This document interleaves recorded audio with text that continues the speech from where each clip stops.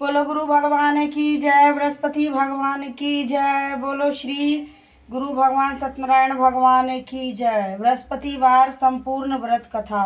प्राचीन समय की बात है। भारत वर्ष में एक राजा राज्य करता था। वह बड़ा प्रतापी तथा दानी था। वह नित्य प्रति मंदिर में भव दर्शन करने जाता था। वह ब्राह्मण और गुरु की सेवा किया करता था। उसके द्वार से कोई भी याचक निराश होकर नहीं लौटता था। वह प्रत्येक गुरुवार को व्रत रखता एवं पूजन करता, हर दिन गरीबों की सहायता करता था। परंतु यह सब बातें रानी को अच्छी नहीं लगती थी। ना ही तो वह व्रत करती और ना किसी को एक पैसा दान में देती थी। वह राजा को भी ऐसा करने से मना किया करती थी। एक समय की बात है, राजा शिकार खेलने वन को चले गए। घर पर रानी और दासी थी। उसी समय गुरु बृहस्पति देव साधु का रूप धारण कर राजा के दरवाजे पर भिक्षा मांगने आए। साधु ने रानी से भिक्षा मांगी तो वो कहने लगी, हे साधु महाराज, मैं इस दान पुण्य से तंग आ गई हूँ। इस कार्य के लिए मेरे पति देव ही बहुत है। अब आप इस प्रकार की कृपा करें, सारा धन नष्ट हो जाए तथा मैं आराम से रह सकूं। साधु रूपी बृहस्पति देव ने कहा, हे देवी, तुम बड़ी विचित्र हो। संतान और धन से कोई दुखी नहीं होता है, सभी उसको चाहते हैं। पापी भी पुत्र और धन की इच्छा करता है। अगर आपके पास धन अधिक है तो भूखे मनुष्य को भोजन कराओ, प्यार लगवाओ, ब्राह्मणों को दान दो, धर्मशालाएं बनवाओ, कुआं, तालाब, बावरी, बाग बगीचे आदि का निर्माण कराओ तथा निर्धन कुंवारी कन्याओं का विवाह कराओ। साथ ही यज्ञ आदि करो। इस प्रकार के कर्मों से आपके कुल और आपका नाम परलोक में स्थित हो, स्वर्ग को प्राप्ति होगी। परंतु रानी साधु की इन बातों से खुश नहीं हुई। उसने कहा, हे साधु महाराज, मुझे ऐसे धन की कोई आवश्यकता नहीं जिसको मैं अन्य लोगों को दान देती फिरूं तथा जिसको रखने संभालने में ही मेरा सारा समय नष्ट हो जाए। साधु ने कहा, हे देवी, यदि तुम्हारी ऐसी इच्छा है तो जैसा मैं तुम्हें बताता हूँ तुम वैसा ही करना। बृहस्पतिवार के दिन घर को गोबर से लीपना, अपने केशों को पीली मिट्टी से धोना, केशों को धोते समय स्नान करना, राधा से कहना हजामत बनवाए, भोजन में मांस मंदिरा खाना, कपड़ा धोबी के यहाँ धुलने देना। इस प्रकार 7 बृहस्पतिवार करने से तुम्हारा सारा धन नष्ट हो जाएगा। यह कहकर साधु महाराज रूपी बृहस्पति देव अंतर्धन हो गए। रानी ने साधु के कहने के अनुसार 7 बृहस्पतिवार तक वैसा ही करने का विचार किया। साधु के बताए अनुसार कार्य करते हुए केवल 3 बृहस्पतिवार ही बीते थे कि उनकी समस्त धन संपत्ति नष्ट हो गई। भोजन के लिए दोनों समय परिवार तरसने लगा तथा सांसारिक भोगों से दुखी रहने लगा। तब राजा रानी से कहने लगा कि हे रानी, तुम यहाँ पर हो, मैं दूसरे देश को जाता हूँ, क्योंकि यहाँ पर मुझे सब मनुष्य जानते हैं, इसलिए कोई कार्य भी नहीं कर सकता। मैं अब परदेश जा रहा हूँ, कोई काम धंधा करूंगा, शायद हमारे भाग्य बदल जाए। ऐसा कहकर राजा परदेश चला गया। वहां जंगल से लकड़ी काट कर लाता और शहर में बेचता। इस तरह जीवन व्यतीत करने लगा। इधर राजा के बिना रानी और दासी दुखी रहने लगी। किसी दिन भोजन मिलता तो किसी दिन जल पीकर ही रह जाती थी। एक समय रानी और दासी को 7 दिन बिना भोजन के व्यतीत हुए करना पड़ा। रानी ने अपनी दासी से कहा, हे दासी, यहाँ पास ही के नगर में मेरी बहन रहती है, वह बड़ी धनवान है, तू उसके पास जा, वहां से 5 सेर बेझर मांग के ले आ, जिससे कुछ समय के लिए गुजारा हो जाएगा। दासी रानी की बहन के पास गई। रानी की बहन उस समय पूजा कर रही थी। बृहस्पतिवार का दिन था। दासी ने रानी को बहन से कहा, हे रानी, मुझे आपकी बहन ने भेजा है, मुझे 5 सेर बेझर दे दो। दासी ने यह बात अनेक बार कही, परंतु रानी की बहन ने कोई उत्तर नहीं दिया, क्योंकि उस समय वह बृहस्पतिवार की कथा सुन रही थी। जब दासी को रानी की बहन से कोई उत्तर नहीं मिला तो वह बहुत दुखी हुई। उसे क्रोध भी आया। वह लौटकर रानी से बोली, हे रानी, आपकी बहन तो बड़ी ही घमंडी है, वह छोटे लोगों से बात भी नहीं करती। मैंने उससे कहा तो उसने कोई उत्तर नहीं दिया, मैं वापस चली आई। रानी बोली, हे दासी, उसमें उसका कोई दोष नहीं है। जब बुरे दिन आते हैं तो कोई सहारा नहीं देता, अच्छे बुरे का पता विपत में ही चलता है। जैसी ईश्वर की इच्छा होगी वही होगा, सब हमारे भाग्य का दोष है। उधर रानी की बहन ने सोचा कि मेरी बहन की दासी आई थी, परंतु मैं उससे नहीं बोली, इससे वह बहुत दुखी हुई होगी। अतः वह कथा और सुन और विष्णु भगवान का पूजन समाप्त कर वह अपनी बहन के घर आई और कहने लगी, हे बहन, मैं बृहस्पतिवार का व्रत कर रही थी जब तुम्हारी दासी हमारे घर आई थी, परंतु जब तक कथा होती है तब तक हम लोग नहीं उठते हैं और ना ही बोलते हैं, इसलिए मैं नहीं बोली। कहो दासी हमारे घर क्यों आई थी? रानी बोली, बहन, हमारे घर में अनाज नहीं था, वैसे तो तुमसे कोई बात छिपी नहीं है, इस कारण मैंने दासी को तुम्हारे यहाँ 5 सेर बेझर लेने के लिए भेजा था। रानी की बहन बोली, बहन देखो, बृहस्पति भगवान सबकी मनोकामना पूर्ण करते हैं। देखो, शायद तुम्हारे घर में अनाज रखा हो। यह सुनकर दासी घर के अंदर गई और वहां से एक घड़ा बेझर का भरा मिला गया। उसे बड़ी हैरानी हुई, क्योंकि उसने एक एक बर्तन देख लिया था। उससे बाहर आकर रानी को बताया। दासी आप अपनी रानी से कहने लगी, हे रानी देखो, वैसे जब हमको अन्न नहीं मिलता तो हम रोज ही व्रत करते हैं। अगर इनकी विधि हम भी पूछ ले तो हम भी व्रत किया करेंगे और हम भी कथा कहा करेंगे। दासी के कहने पर रानी ने अपनी बहन से बृहस्पतिवार का व्रत के बारे में पूछा। उसने बहन से बताया, हे रानी बहन, बृहस्पतिवार का क्या नियम है, मुझे भी बता। तब उसकी बहन ने कहा, बृहस्पतिवार को सूर्य उदय से पूर्व उठकर स्नान करके बृहस्पतिवार का व्रत करना चाहिए, लेकिन उस दिन सिर नहीं धोना चाहिए। बृहस्पतिवार के व्रत में चने की दाल मुक्का से विष्णु भगवान के केले के वृक्ष के जड़ में पूजन करे तथा दीपक जलावे। उस दिन एक ही समय भोजन करे, भोजन पीले पदार्थ का करे तथा कथा सुने। इस प्रकार करने से गुरु भगवान प्रसन्न होते हैं, धन पुत्र देते हैं, मनोकामना पूर्ण करते हैं। व्रत और पूजन की विधि बताकर रानी की बहन अपने घर लौट गई। रानी और दासी दोनों ने निश्चय किया कि बृहस्पति देव भगवान का पूजन जरूर करेंगे। 7 दिन बाद जब बृहस्पतिवार का दिन आया तो उन्होंने व्रत रखा। गुड़साल में जाकर चना और गुड़ बीन ले आई, उसी दाल केले के जड़ के तथा विष्णु भगवान का पूजन किया। अब पीला भोजन कहाँ से है? दोनों बड़े दुखी हुए, परंतु उन्होंने व्रत रखा था, इस कारण बृहस्पति भगवान बहुत प्रसन्न थे। एक साधारण व्यक्ति के रूप में 2 थालों में पीला सुंदर भोजन लेकर आए और दासी को देकर बोले, हे दासी, यह भोजन तुम्हारे और रानी के लिए है, तुम दोनों भोजन करना। दासी भोजन पाकर बड़ी प्रसन्न हुई। रानी को इस विषय में कुछ पता नहीं था। तब दासी ने कहा, चलो रानी जी भोजन कर लो। रानी ने कहा, क्यों व्यर्थ में मेरी हंसी उड़ाती है? दासी बोली, एक व्यक्ति भोजन दे गया है। रानी कहने लगी, वह भोजन तेरे लिए दे गया है, तू ही भोजन कर। दासी ने कहा, नहीं रानी जी, वह व्यक्ति हम दोनों को लिए 2 थालों में पीला सुंदर भोजन दे गया है, इसलिए हम तुम दोनों साथ में भोजन करेंगे। दोनों ने गुरु भगवान को नमस्कार कर भोजन आरंभ कर दिया। उसके बाद तो प्रत्येक बृहस्पतिवार को गुरु भगवान का व्रत और पूजन करने लगी। बृहस्पति भगवान की कृपा से उनके पास फिर से बहुत सा धन हो गया, परंतु रानी पहले की तरह फिर से आलस करने लगी। तब दासी बोली, देखो रानी, तुम पहले भी इस प्रकार आलस करती थी तो सारा धन नष्ट हो गया। अब गुरु भगवान की कृपा से हमें धन मिला है तो हमें आलस नहीं करना चाहिए। बड़ी मुसीबतों के बाद हमने यह धन पाया है, हमें दान पुण्य करना चाहिए।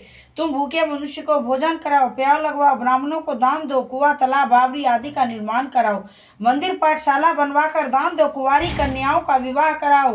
धन को शुभ खर्च में खर्च करो, जिससे तुम्हारे कुल का यश बढ़े तथा स्वर्ग को प्राप्ति हो और पितर भी प्रसन्न हो। दासी की बात मानकर रानी ने इस प्रकार के कर्म करने आरंभ कर दिया, जिससे काफी यश फैलने लगा। एक दिन रानी और दासी आपस में विचार करने लगे कि ना जाने राजा किस दशा में होंगे, उनकी कोई खोज खबर नहीं है। गुरु भगवान से उन्होंने प्रार्थना की और भगवान ने रात्रि में राजा को स्वप्न में कहा, हे राजा उठ, तेरी रानी तुझको याद करती है, अब अपने देश को लौट जा। राजा प्रातःकाल उठकर जंगल की ओर लकड़ियां काट कर लाने के लिए जंगल की ओर चल पड़ा। जंगल से गुजरते हुए वह सोचने लगा, रानी की गलती से कितने दुख भोगने पड़े, राजपाट छोड़कर उसे जंगल में आकर रहना पड़ा, जंगल से लकड़ियां काटकर उसे बेचकर गुजारा करना पड़ा। उसी समय उस जंगल में बृहस्पति देव एक साधु का रूप धारण कर आए और राधा के पास आकर बोले, हे लक्कड़हारे, तुम इस सुनसान जंगल में किस चिंता में बैठे हो, मुझे बताओ। यह सुनकर राधा के नेत्रों में जल भर आया और साधु की वंदना कर बोला, हे प्रभु, आप सब कुछ जानने वाले हैं। इतना कहकर राधा ने साधु को अपनी संपूर्ण कहानी सुना दी। महात्मा तो दयालु होते हैं। वह राधा से बोले, हे राधा, तुम्हारी पत्नी ने बृहस्पतिवार के प्रति अपराध किया था, इसके कारण तुम्हारी यह दशा हुई है। अब तुम किसी प्रकार की चिंता मत करो, भगवान तुम्हें पहले से अधिक धन देंगे। देखो, तुम्हारी पत्नी ने बृहस्पतिवार का व्रत करना आरंभ कर दिया है। अब तुम भी बृहस्पतिवार का व्रत करके चने की दाल व गुड़ जल के लोटे में डालकर केले का पूजन करो, फिर कथा कहो या सुनो, भगवान तुम्हारी सारी मनोकामनाएं पूर्ण करेंगे। साधु को प्रसन्न देखकर राजा बोला, हे प्रभु, मुझे लकड़ी बेचकर इतना पैसा नहीं बचता जिससे भोजन करने के उपरांत कुछ बचा सकूं। मैंने रात्रि में अपनी रानी को व्याकुल देखा है, मेरे पास कोई साधन भी नहीं जिससे अपनी रानी का समाचार जान सकूं। फिर मैं बृहस्पतिवार की कौन सी कहानी कहूं या सुनूं, मुझे तो कुछ मालूम ही नहीं है।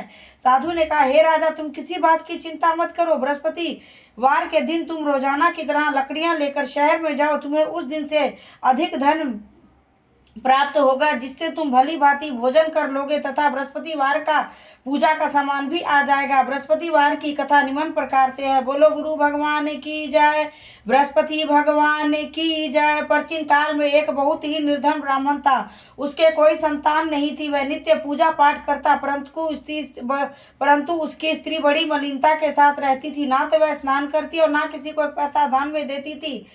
प्रातःकाल उठते ही सर्वप्रथम भोजन करती, बाद में कोई अन्य कार्य करती थी। ब्राह्मण देवता बहुत दुखी रहते थे। पत्नी को बहुत समझाते, किंतु उसका कोई परिणाम ना निकला। भगवान की कृपा से ब्राह्मण की स्त्री ने कन्या उत्पन्न हुई। वह कन्या अपने पिता के घर बड़ी होने लगी। वह बालिका प्रातः स्नान करके भगवान विष्णु का जप करती। वह बचपन से ही बृहस्पतिवार का व्रत भी करने लगी। पूजा पाठ समाप्त कर स्कूल जाती, मुट्ठी में जौ भर ले जाती और थोड़े थोड़े मार्ग में डालती जाती, और जब वे सोने के हो जाते तो उनको बीनकर अपने घर ले आती थी। एक दिन वह बालिका सूप में उन जो सोने के जौ को फटक कर साफ कर रही थी, तो उसकी माँ ने देख लिया और कहा, हे बेटी, सोने को फटकने के लिए सोने का सूप भी होना चाहिए। दूसरे दिन गुरुवार का दिन था।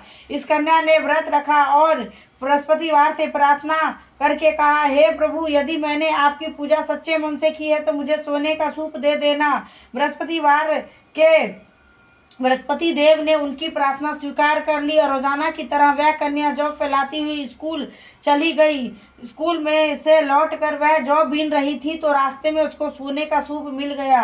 उसे वह घर ले आई और उससे जौ साफ करने लगी, परंतु उसकी माँ का वही ढंग रहा। एक दिन की बात है, वह कन्या सोने के सूप में जौ साफ कर रही थी। उस समय उस नगर के राजकुमार वहां से होकर निकला। उस कन्या के रूप और कार्य पर उस पर देखकर उस पर मोहित हो गया और राजमहल आकर वह भोजन तथा जल त्याग कर उदास होकर लेट गया। राजा को जब राजकुमार द्वारा अन्न जल त्यागने का समाचार ज्ञात हुआ तो अपने मंत्रियों के साथ वह अपने पुत्र के पास गए और बोले, हे बेटा, तुम्हें किस बात का कष्ट है? किसी ने अपमान किया है अथवा कोई और कारण है?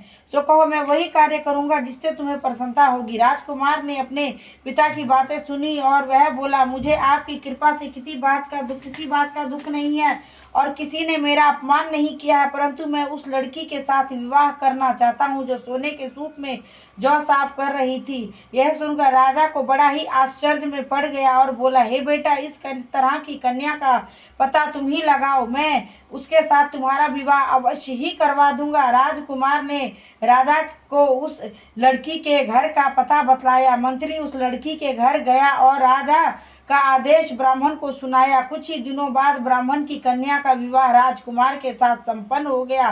कन्या के घर से जाते ही ब्राह्मण देवता के घर में पहले के भांति गरीबी का निवास हो गया। अब तो अन्न भी, भोजन के लिए भी अन्न बड़ी मुश्किल से मिलता था। एक दिन दुखी होकर ब्राह्मण अपनी पुत्री से मिलने गया। बेटी ने पिता की दुखी अवस्था को देखकर और अपनी माँ का हाल समाचार पूछा। ब्राह्मण ने सभी हाल कहा। कन्या ने बहुत सा धन देकर अपने पिता को विदा कर दिया। कुछ दिन तो आराम से सुख से बीते, लेकिन फिर वही हाल हो गया। फिर भूख मरने की हालत हो गई। फिर ब्राह्मण अपनी पुत्री के पास गया। पुत्री ने कहा, हे पिताजी, आप कब तक धन लेकर जीवन यापन करेंगे? आप कोई ऐसा उपाय क्यों नहीं करते जिससे गरीबी दूर हो जाएगी? तब ब्राह्मण ने कहा कि हे पुत्री, मैं तो तुम्हारी माँ को समझा बुझा कर थक गया, मगर उसका हड़प्पन ही नष्ट नहीं होता तो गरीबी दूर कैसे होगी? कुछ सोचकर उस ब्राह्मण की पुत्री ने कहा, आप माँ को यहाँ महल में ले आओ, जिससे मैं विधि बता दूंगी, गरीबी दूर हो जाएगी। कुछ सोचकर ब्राह्मण देवता अपनी पत्नी को अपनी पुत्री के पास छोड़ गए। पुत्री ने अपनी माँ से कहा, हे माँ, प्रातः स्नान करके तुम विष्णु भगवान का पूजा किया करो, मंदिर जाया करो, जिससे गरीबी दूर हो जाएगी। मगर उसकी माँ ने एक बात ना मानी और सुबह उठते ही अपनी पुत्री के बच्चे को झूठन को खा लेती थी। कुछ दिन ऐसा होने के बाद उसकी पुत्री को बड़ा गुस्सा आया। उसने एक दिन कोठरी में से सारा सामान निकाला और अपनी माँ को उसमें बंद कर दिया और प्रातः स्नान करके उसमें से निकाल कर स्नान आदि कराया और पूजा करवाया। कुछ दिन ऐसे करने से उसकी माँ की बुद्धि ठीक हो गई और वह स्वयं ही बृहस्पतिवार का व्रत करने लगी। व्रत करने लगी और उस व्रत के प्रभाव से बहुत ही धनवान और पुत्रवान हो गई और इस लोक को भोग कर सीधा स्वर्ग को प्राप्त हो गई। ब्राह्मण भी सुख पूर्वक इस लोक को सुख को भोग कर स्वर्ग को प्राप्त हुए। इस तरह कहानी कहकर साधु देवता वहां से लोप हो गए। धीरे धीरे समय व्यतीत होने पर फिर बृहस्पतिवार का दिन आया। राजा जंगल से लकड़ी काटकर किसी भी शहर बेचने गया, उसे उस दिन से अधिक धन मिला। राजा ने चना गुड़ आदि लाकर बृहस्पतिवार का व्रत किया। उस दिन से उसके सभी कलेश दूर हुए, परंतु जब अगला गुरुवार आया तो वह बृहस्पतिवार का व्रत करना भूल गया। इस कारण बृहस्पति भगवान नाराज हो गए। उस दिन उस नगर के राजा ने विशाल यज्ञ का आयोजन किया तथा अपने समस्त राज्य में घोषणा करवा दी कि कोई भी मनुष्य अपने घर में भोजन ना बनाए तथा आग भी ना जलाए। समस्त लोग मेरे यहाँ भोजन करने आए। इस आज्ञा को जो ना मानेगा उसको फांसी की सजा दी जाएगी। राजा के आज्ञा अनुसार राज्य के सभी वासी राजा के भोजन में सम्मिलित हुए, लेकिन लकड़हारा कुछ देर से पहुंचा, इसीलिए राजा इसको अपने साथ महल में ले गए। जब राजा महल लकड़हारे को भोजन करा रहे थे तो रानी की दृष्टि उस खूंटी पर पड़ी जिसपे उसका सोने का हार लटका हुआ था। उसे वह हार लटका हुआ दिखाई नहीं दिया। रानी ने निश्चय किया कि मेरा हार इसी लकड़हारे ने चुरा लिया है और उसी समय सैनिक बुलाकर जेल खाने में डलवा दिया।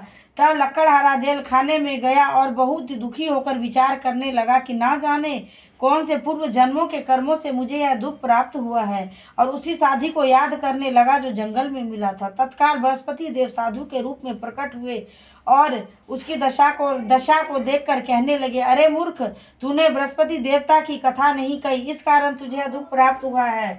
अब तू किसी बात की चिंता मत कर। बृहस्पतिवार के दिन जेल खाने के दरवाजे पर 4 पैसे पड़े मिलेंगे, उससे तू बृहस्पति देव का पूजा करना तो तेरे सभी कष्ट दूर हो जाएंगे। अगले बृहस्पतिवार उसे जेल खाने के दरवाजे पर 4 पैसे पड़े मिले। राजा ने पूजा का सामान मंगवा कर कथा कही और प्रसाद बांटा। उसी रात्रि को बृहस्पति देव ने उस नगर के राजा को स्वप्न में कहा, हे राजा, तूने जिस आदमी को जेल खाने में बंद कर दिया है वह निर्दोष है, वह राजा, उसे छोड़ देना। रानी का हार उसी खूंटी पर लटका हुआ है। अगर तू ऐसा नहीं करेगा तो मैं तेरे सारे राज्य को नष्ट कर दूंगा। राजा प्रातःकाल उठा और खूंटी पर हार टंगा देखकर लकड़हारे को बुलाकर क्षमा मांगी और तब राजा के योग्य वस्त्र आभूषण देकर भेंट कर उसे विदा किया। गुरुदेव के आज्ञा अनुसार राजा अपने नगर को चल दिया। जब राजा नगर के निकट पहुंचा तो उसे बड़ा ही आश्चर्य हुआ। नगर में पहले से अधिक बाग, तालाब और कुएं तथा बहुत ही धर्मशालाएं, मंदिर आदि बने हुए थे। राजा ने पूछा कि किसका बाग और धर्मशाला है। तब नगर के सब लोग कहने लगे कि यह सब रानी और दासी ने बनाया है। राजा को बड़ा ही आश्चर्य हुआ और गुस्सा भी आया। जब रानी ने खबर सुनी कि राजा आ रहे हैं तो उन्होंने अपनी दासी से कहा, हे दासी, देख, राजा हमको कितनी बुरी हालत में छोड़ गए थे, हमारी ऐसी हालत देखकर कहीं लौट ना जाए। एक काम कर, तू दरवाजे पर ही खड़ी हो जा। दासी दरवाजे पर खड़ी हो गई। जब राजा आए तो अपने साथ महल में ले आई। राजा ने तलवार निकाली और गुस्से में कहा कि यह धन तुम्हें कैसे प्राप्त हुआ है। तब रानी ने कहा कि यह धन हमें गुरु भगवान की कृपा से प्राप्त हुआ है। तब राजा ने निश्चय किया कि हफ्ते में तो सभी गुरुवार का व्रत करते हैं, मगर मैं रोज व्रत किया करूंगा और 3 बार कथा कहा करूंगा। हर समय राजा के दुपट्टे में चने की दाल बंधी रहती थी। एक दिन राजा ने विचार किया कि अपनी बहन के यहाँ हो आते हैं, और राजा घोड़े पर सवार अपनी बहन के यहाँ चल दिया। जब राजा बहन के यहाँ गया तो देखा कि कुछ लोग एक मुर्दे को लिए जा रहे हैं। उसने सोचा, आज तो मैंने एक ही बार कथा कही है, और उसने उन लोगों को रोक कर कहा, अरे भैया, मेरी बृहस्पतिवार की कथा सुन लो। कुछ लोग तो बोले, लो, हमारा आदमी मर गया, इसको अपनी कथा की पड़ी है। मगर कुछ लोग बोले, नहीं भैया, हम आपकी कथा जरूर सुनेंगे। जब कथा आधी हुई तो मुर्दा हिलने लग गया, और जब कथा समाप्त हुई तो राम राम करके मनुष्य खड़ा हो गया। फिर वह राजा आगे निकला तो देखा किसान खेत में हल जोत रहा है। उसने किसान से कहा कि अरे भैया, मेरी बृहस्पतिवार की कथा सुन लो। किसान बोला, जब तक मैं तेरी कथा सुनूंगा तब तक 4 हरैया जोत ना लूंगा, जा अपनी कथा किसी और को सुनाना। किसान के हटते ही बैल पछाड़ खाकर गिर गए और किसान के पेट में बहुत जोर से दर्द होने लगा। किसान की माँ रोटी लेकर आ रही थी। उसने किसान से सभी हाल कहा। किसान ने सभी हाल कह दिया। किस बुढ़िया दौड़ी दौड़ी राजा के पास गई और कहने लगी, अरे बेटा, मैं तुम्हारी कथा सुनूंगी, अपनी कथा मेरे खेत पर ही चलकर कहना। राजा ने किसान के खेत पर जाकर कथा कही, जिसके सुनते ही बैल खड़े हो गए और किसान के पेट का दर्द भी ठीक हो गया। अब तो राधा की प्रशंसा होने लगी। एक दिन जब राधा अपनी बहन के घर पहुंचा, बहन ने भाई की खूब मेहमानी की। अगले दिन जागा तो देखा कि सब लोग भोजन कर रहे हैं। तब उसने अपनी बहन से कहा कि हे बहन, यहाँ कोई ऐसा व्यक्ति है जो मेरी बृहस्पतिवार की कथा सुन ले। तब राधा की बहन ने कहा कि नहीं भैया, यह देश ऐसा है, पहले यहाँ लोग भोजन करते हैं, बाद में कोई दूसरा काम करते हैं। कोई पड़ोस में हो तो मैं देख आती हूँ। यह कहकर राजा की बहन पड़ोस में देखने चली गई, मगर उसे ऐसा कोई व्यक्ति ना मिला जिसने भोजन ना किया हो। तब वह कुम्हार के पास गया। उसको मालूम हुआ कि उसका लड़का 3 दिन से बीमार है और उसके यहाँ किसी ने 3 दिन से भोजन नहीं किया है। उसने कुम्हार से कहा तो कुम्हार तैयार हो गया। जब कुम्हार तैयार हो गया और जब राजा ने कुम्हार के घर जाकर कथा कही तो उसका लड़का ठीक हो गया। अब तो राजा की प्रशंसा होने लगी। एक दिन राजा ने विचार किया कि अपनी बहन के घर अब अपने घर वापस जाएंगे। तब उसने कहा, एक दिन राजा ने अपनी बहन से कहा, हे बहन, मैं अपने घर को जाऊंगा, तुम भी तैयार हो जाओ। राजा की बहन ने कहा कि मैं अपने सास से पूछ लेती हूँ। सास ने कहा, हाँ तू तो जा, मगर अपने बच्चे को लेकर मत जाना, क्योंकि तेरे भाई की कोई औलाद नहीं है। तब राजा की बहन ने कहा कि भैया मैं तो चलूंगी, मगर कोई बालक नहीं जाएगा। तब राजा ने कहा, जब कोई बालक ही नहीं जाएगा तब तुम जाके क्या करोगे। राजा बड़े दुखी मन से अपने नगर को चल दिया। जब राजा अपने नगर में पहुंचा तो राजमहल में पहुंचा तो रानी ने कहा कि तुम तो बहन को साथ लेने की बात कहकर गए थे और अकेले ही चले आए। तब उसने कहा कि हम निर्वंशी राजा हैं, हमारे घर आना कोई पसंद नहीं करता है। तब रानी ने कहा कि स्वामी, हमें गुरु भगवान ने सब कुछ दिया है तो औलाद ही अवश्य ही देंगे। और अगले दिन गुरुवार का दिन था, उन्होंने औलाद के लिए प्रार्थना की। तभी उसी रात गुरु भगवान ने राजा के स्वप्न में कहा, हे राजा, उठ, सभी सोच को त्याग दे, तेरी रानी गर्भ से है। और गर्भ से है। राजा को यह जानकर बड़ी खुशी हुई। 9वें महीने में रानी के गर्भ से एक सुंदर पुत्र पैदा हुआ।